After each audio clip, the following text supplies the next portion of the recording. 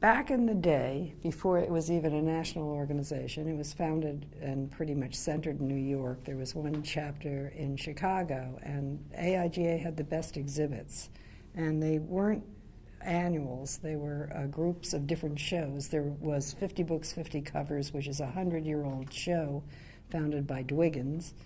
And then I was interested in AIGA because every 3 years they'd have a show on record covers, and I was a record cover designer, so that I would enter my covers in the shows, and that's how people found out who I was. And it was very important in terms of my work and the people I met. In 1984, when I founded my own business, there was a poster that had been in an AIGA annual, and a guy wrote me a letter, a fan letter, asking for the poster. It was a poster on Elvis Costello called Trust Elvis, and the designer who wrote me the letter was Michael Beirut, who became my partner.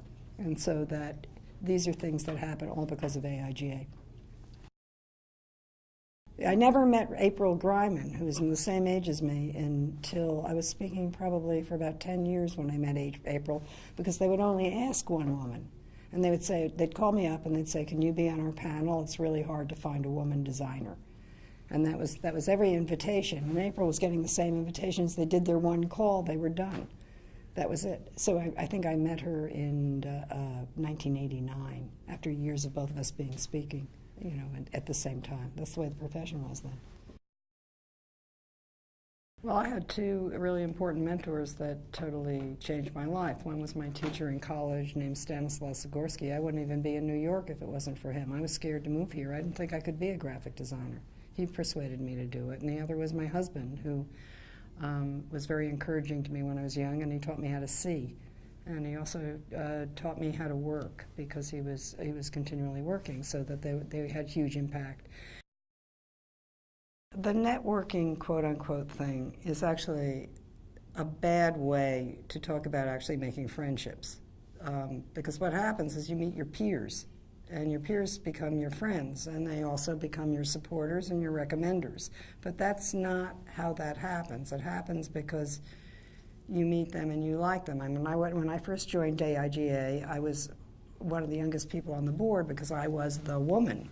So I joined a board when we made it turn national. It was still the local board, and on that board was Woody Pirtle, who later is the person who invited me to join Pentagram, Michael Vanderbiel, who is a lifelong friend now, and a million of other designers. Massimo Vignelli was on the board, Colin Forbes was on the board. There were people who were completely instrumental in my career. Without it being designed, they were people I knew, because I met them through AIGA. Now, I didn't join it saying, oh, I'm going to join AIGA and meet all these people. I did it because I like competing, and I like the competitions, and that I like going to the openings of the competitions, and I like the other people who I was competing with, because they were interesting to me. And that's how you build your community.